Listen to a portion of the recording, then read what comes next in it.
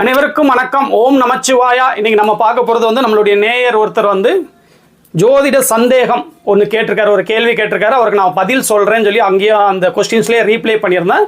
இப்போ அவருடைய கொஸ்டினுக்கு தான் வந்து இன்றைக்கி வந்து பதில் சொல்ல போகிறேன். நிறைய பேத்துக்கு வந்து இந்த வீடியோ வந்து அவங்களுடைய மனசில் உள்ள சந்தேகத்துக்கு வந்து ஒரு விடையாக அமைகிறதுக்கும் வாய்ப்பு இருக்குது. கேள்வி நவீன் ஜெகதேசன் அவர் தான் அந்த நேயர் வந்து கேட்ட கேள்வி வந்து பார்த்தீங்கன்னா, வணக்கம் ஐயா, ஒரு பாவகம் சுபர் மற்றும் பாவர் தொடர்பு கொள்ளும்போது, ஒரு பாவகத்தில் சுபரும் பாவரும் தொடர்பு கொள்ளும்போது அந்த சுபரோட தசை சுபர் தசை புக்தி வந்தால் அந்த பாவகம் நன்மையும், பாவர் தொடர்பு கொண்ட புத்தி நடக்கும்போது தீமையும் நடக்குமா ஐயா?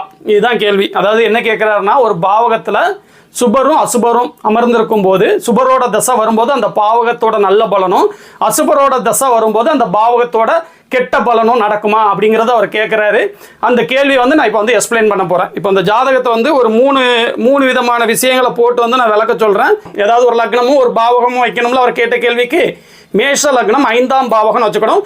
ஃபர்ஸ்ட் கட்டம் வந்து நான் போட சொல்கிறேன். இப்போ இந்த ஃபர்ஸ்ட் கட்டத்தில் வந்து பார்த்தீங்கன்னா, சுக்கிரன் 5ஆம் இடத்துல உட்காந்துருக்காரு.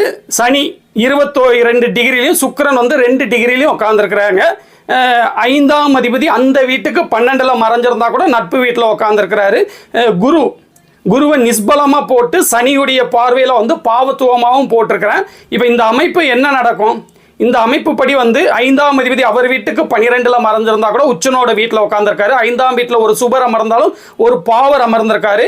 புத்திர காரகன், ஒவ்வொரு பாவகத்துக்கும் ஒரு காரகன் இருப்பார்ல. 5ஆம் பாவகத்தோட காரகன் வந்து குரு, அவர் சனியால பாவத்துவம் இப்படி போட்டிருக்க. இந்த அமைப்புல 5ஆம் பாவகத்தையே உடைய புத்திரர்களால தொல்லைகள் அவங்கவுங்க வயசை பொறுத்து, குழந்தை பிறக்க வேண்டிய வயசுல இருந்தால் தாமத புத்திர பாக்கியம், ஆண் வாரிசுக்கு தடை, பெண் வாரிசை கொடுக்கறது, ஃபர்ஸ்ட் அதிக பெண் குழந்தைகளை கொடுக்கறது, ஆண் வாரிசு குறைஞ்ச எண்ணிக்கையில் கொடுக்கறது, தாமத புத்திர பாக்கியத்தை கொடுக்கறது, இந்த மாதிரி விஷயங்களை கொடுப்பாங்க. வயசானவங்களா இருந்தால் குழந்தைங்களால பிரச்சனை, குழந்தைங்களால வந்து நிம்மதியற்ற நிலை, இந்த மாதிரி அவங்களுக்கு நடக்கிற தசாபுத்தி அமைப்புகளை வச்சு இது வந்து வரும் அப்படிங்கிறத வந்து தெரிஞ்சுக்கோங்க.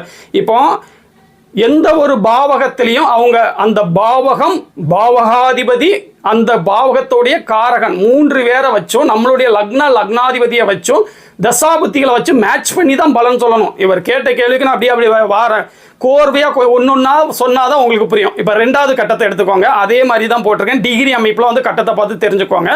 இதில் என்ன பண்ணியிருக்கேன், 5ஆம் பாவகத்தில் அதே அமைப்பு தான். சுக்கிரனும் சனியும் உட்காந்துருக்காங்க. சூரியனை வந்து 5ஆம் அதிபதியை நீச்சனா போட்டு அவர் சனியால் பாவத்துவம் அடைகிற மாதிரி போட்டிருக்கேன். புத்திர காரகான குருவை நீச்சமாக போட்டு ராகுவோட கிரகணமாகவும் போட்டிருக்கேன். இவருக்கு என்ன நடக்கும்?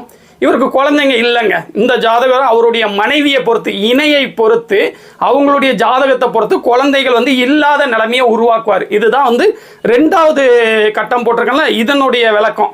இப்போ 3வது வந்து இவர் கேட்ட கேள்விக்கு தான் இப்போ நான் வந்து வரப்போகிறேன். இதெல்லாம் சொன்னாதான் உங்களுக்கு புரியும் ஒரு பாவகம் எப்படி செயல்படும். பாவகாதிபதி, பாவகம், காரகம் இந்த 3மே கெடும்போது தான் அதில் உள்ள நல்ல விஷயங்கள் நம்மளுக்கு நடக்காமல் போகும். அது கொஞ்சம் குறைப்பட்ட அமைப்பில் இருக்கும்போது நம்மளுக்கும் குறைப்பட்ட அந்த பாவகத்துடைய நன்மை தீமைகள் வந்து நடக்க தான் செய்யும். எல்லாத்தையும் பெற்றுக்கொள்றதுக்கு நம்மளுடைய லக்னாதிபதி வலுவாக இருக்கணும். இப்போ வந்து நவீன் ஜெகதீசன் சொன்ன கேள்விக்கான கட்டம் வந்து இப்போ தான் வருது. இப்போ வந்து 3வது கட்டத்தை வந்து நான் போட சொல்கிறேன். இதில் வேற எந்த கிரக நிலைகளும் நான் வந்து பெருசாக சேர்க்கலை. இதில் சுக்கிரனும் சனியும் நெருங்கி இருக்கிற டிகிரி அதிகமாக, ஒருவேளை 5 டிகிரிக்குள்ளே நெருங்கி இருக்கிறாங்கன்னா அங்கே சுக்கிரனுடைய சுபத்துவத்தை சனி பிடுங்கி, சனி வந்து நல்ல பலன்களையும் சுக்கிர திசை கெடுதலான பலன்களையும் செய்யும். இதுதாங்க பேசிக்கு. சனி திசை சுக்கிரனுடைய காரகத்துவங்களையும் ஆதிபத்தியத்தையும் கெடுத்து அவருடைய காரக நன்மைகளையும் ஆதிபத்திய நன்மைகளையும் ஜாதகருக்கு வழங்குவார். என்ன இருந்தாலும் அவர் பாவி இல்லையா? சுக்கிரனோட நெருங்கின காரணத்தினால அவருடைய பார்வைப்படும் இடங்களும் வந்து பாதிப்பில் இருந்து அவருடைய பார்வைப்படும் இடங்கள், அவருடைய பார்வைப்படும் கிரகங்களும் தப்பிக்கும். அங்கே சுக்கிரன் மட்டும் பாதிக்கப்படுவார். சுக்கிரனுடைய ஆதிபத்திய காரகத்துவங்களை பாதித்து சனி திசை நல்லாவே இருக்கும். இதே இது சுக்கிர திசை வந்ததுன்னா பெருசாக நல்லா இருக்காது. சுக்கிரனுடைய அப்பமும் சுக்கிரனுடைய காரகத்துவங்கள் ஆதிபத்திய ரீதியாக பிரச்சனைகளை ஜாதகர் வந்து சந்திப்பார். அவருடைய தசை அவருடைய லக்னாதிபதி வலுவிற்கு ஏற்ப. இப்போ சுக்கிரனும் சனியும் 20 டிகிரி விலகின அமைப்பில் இருக்கிறாங்க. இவங்களுக்கு வந்து நான் லக்னம் வந்து போடலை. ஒவ்வொரு லக்னத்தை பொறுத்து தான் நீங்கள் பலன் எடுத்துக்கிடணும். சுக்கிரன் நன்மை செய்யக்கூடிய லக்னங்களாக வரும் பொழுது ரிஷப துலாம், சனியுடைய மகரம் கும்பம், புதனுடைய மிதுனம் கன்னி, இந்த லக்னங்களுக்கு அவருடைய நல்ல ஆதிபத்திய வீட்டுக்கு எந்த நிலைமையில இருக்காரு, கெட்ட ஆதிபத்திய வீட்டுக்கு எந்த நிலைமையில இருக்காரு அப்படிங்கிறத பார்க்கணும். இப்போ பார்த்தீங்கன்னா ஒரு ரிஷப வீட்டுக்கு 4ஆம் இடத்துலையும் துலாம் வீட்டுக்கு 11ஆம் இடத்துலையும் உட்காந்துருப்பாரு. ரிஷப வீட்டுக்கு கேந்திரத்தில் இருக்கிறதுனால அந்த வீட்டு பலன்களை அதிகமாக செய்வார். எந்த லக்னம் ஆதிபத்தியம் எதுவாக வருதோ அதை பொறுத்து இதோடைய பலன்களை வந்து நீங்கள் பொறுத்துக்கு பார்த்துக்கிடணும். இப்போ ஒரு வரியில ஜோதிடத்தில் பலனே கிடையாது. லட்சக்கணக்கான ஜாதகங்களை நீங்கள் பார்க்கும் போது தான் ஒவ்வொரு ஜாதகமும் நம்ம மனிதனுடைய கைரேகை மாதிரி டிஃப்ரென்ஸ். அதே மாதிரி நீங்கள் லட்சக்கணக்கான ஜாதகங்களை தொடர்ந்து பார்க்கும்போது தான் ஒவ்வொரு காம்பினேஷன், ஒவ்வொரு விதிகள் சில ஜாதகத்தில் பொருந்தும், விதி விலக்குகள் பொருந்தும், மாறிக்கிட்டே இருக்கும். நம்மளுடைய அனுபவத்தின் மூலியமாக தான் இதை கணிக்க முடியும். இவர் கேட்ட கேள்விக்கு வந்து இப்போ சுக்கிரனும் சனியும் விலகிய டிகிரி அமைப்பில் இருக்கிறாங்கன்னு வச்சுக்கோங்களேன். சுக்கிரனுடைய தசை வருது.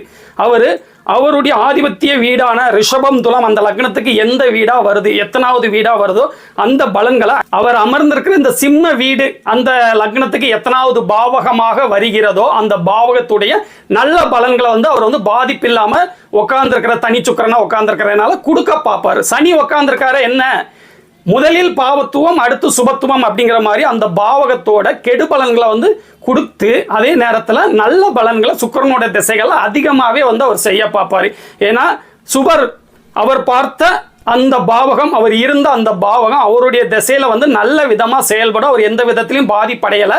சனி உட்கார்ந்துருக்கிறதுனால அந்த பாவக நன்மைகளை சற்று குறைப்பாரே ஒழிய பெரிய கெடுதல்கள் வந்து இருக்காது. இப்போ அப்படியே வந்து சனி திசைக்கு வந்துடும். சனி திசை வருது, அவரும் எந்த விதமாக சுபத்துவத்தை வந்து அவர் அடையலை, எந்த விதத்திலையும் அவர் வந்து அவர் சுபத்துவத்தை அடையலை. அவரும் வந்து தனியாக தான் இருக்கிறாரு. ஏன்னா டிகிரி அமைப்பில் வந்து ஒரே கட்டத்தில் இருந்தால் கூட விலகன அமைப்பில் போட்டல. இப்போ சனி திசை வரும்போது இந்த சிம்ம ஆதிபத்தியம் அவருக்கு பிடிக்காத பகை வீடு, இது வந்து நீங்கள் பகைன்னு கூட போக வேண்டாம், இது வேறு எந்த வீடுகளில் நிகழ்ந்தால் அப்போ எப்படி இருக்கும் அந்த மாதிரி இதையும் இருக்குல்ல. சனிக்கு அங்கே என்ன ஸ்தான வலிமை கிடைக்கிறது, இப்படி இந்த விஷயத்தை பொறுத்து மாறுபடும். இப்போ சனி வந்து இயல்பாக இருக்கிறாருன்னு வச்சுக்கோங்களேன். அப்போ அவருடைய கெடு பலன்களை வந்து சிம்ம ஆதிபத்தியம் அந்த லக்னத்துக்கு எத்தனாவது வீடாக வருதோ அதை பொறுத்து அவர் வந்து கொடுக்க பார்ப்பார். அவருடைய ஆதிபத்தியத்தை இந்த 5ஆம் அதிபத்தியின் வழியா கெடுதல் வழிகளில் வந்து இவருக்கு ஃபேவரபுளான லக்னங்களாக இருந்தால் கொஞ்சம் குறைச்சிக்கிட்டும், ஃபேவரபுள் இல்லாத லக்னங்களாக இருந்தால் கொஞ்சம் அதிகப்படுத்தி செய்ய பார்ப்பார். அப்போ சுக்கிரன் உட்கார்ந்துருக்காங்களே என்ன அர்த்தம், முதலில் பாவத்துவம் மாதிரி சனி திசையில் வந்து கொஞ்சம் கெடுதல்கள் அதிகமாக இருந்தாலும் அங்கே சுக்கிரன் உட்கார்ந்துருக்கிறதுனால அந்த பாவகத்தோட பெரிய கெடுதல்கள் இருக்காதுங்க. இப்போ 5ஆம் பாவகம்னு எடுத்துட்டிங்கன்னா தாமத புத்திர பாக்கியம் நடக்கும், புத்திரரோட விரயம், புத்திரரோட இழப்பு அந்த மாதிரி வராதுங்க. புத்திரரால் மனக்கசப்பு, புத்திரர்கள் கூட பேச முடியாத நிலைமை, புத்திரர்கள் உங்களை விட்டு பிரிஞ்சு இருக்கிறது, இந்த மாதிரி அதிர்ஷ்டஸ்தானமாக அது தானே. அதிர்ஷ்டம் வந்து கிடைக்கிறதுக்கு கொஞ்சம் போராடி கிடைக்கிற மாதிரி, எடுத்த உடனே எல்லாமே ஈஸியாக கிடைக்காத மாதிரி, இந்த மாதிரி அந்த பாவகங்களோட பலன்கள் வந்து சனி திசையில் கெட்டது நடந்தாலும் அதை நம்மளால் லக்னாதிபதி வலுவை பொறுத்து தாங்கி கொள்ளக்கூடிய அளவுக்கு அந்த சுக்கிரனுடைய சுபத்துவம் தடுக்கும். இதாங்க நவீன் ஜெகதீசன், புரியுதான்னு பாருங்க. உங்களுடைய கேள்விக்கான விளக்கம் வந்து இதுதான்.